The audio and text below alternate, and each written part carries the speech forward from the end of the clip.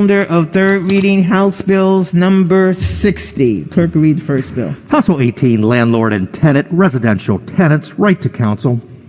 Is on third reading and final passage. Madam Speaker.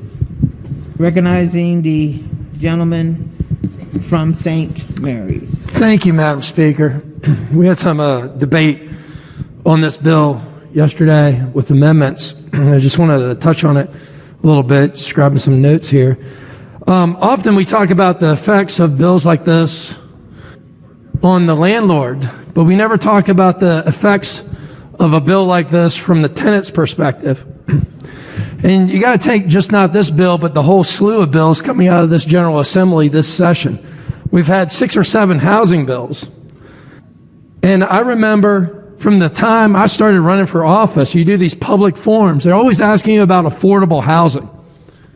And then, in my opinion, we watched the General Assembly pass bills that have nothing to do with affordable housing. They've actually made the cost of housing more expensive for everyone. Look, when you're keeping tenants that are not performing and refuse to pay the rent and take advantage of the landlord, it affects housing across the whole sector. It gets more expensive. Let me give you a quick analogy. If you wanted to rent a car and you refuse to bring a car back after 7 days, it's a $500 fine and up to a year in jail. It's considered stolen.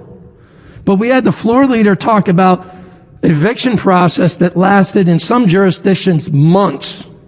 The difference between a car and a house is probably 6 times more expensive. And if it takes months to get a bad tenant out of your property, someone pays the bill on that. It raises the cost of housing for everyone. Now, we have a bill here that has another funding mechanism. Some people might think it's tolerable for the landlord. I don't know. I personally just don't think it's enough money to accomplish the goal, and I'm sure in future years we'll probably be expanding that fund. But costs like this it's undeniable, be passed on to the tenant.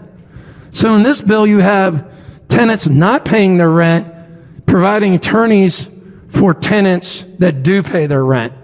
I don't think that's fair from the landlord's perspective or the overwhelming majority of tenants that do the right thing, that are good, and they're just trying to find affordable housing. So many of our landlords, like I touched on yesterday, are almost forced into landlord because they're moving, they don't have equity in their property to sell. And what we've done is really, really harm those people, the people that own less than 4 units with bills like this, the people that are in the military, get shipped out overseas or to another base, and they're forced into landlords. And now we're keeping bad tenants in their property and really extending the entire process. So with that, Madam Speaker, and I would urge my colleagues on a red vote on this, and thank you again for your time. Recognize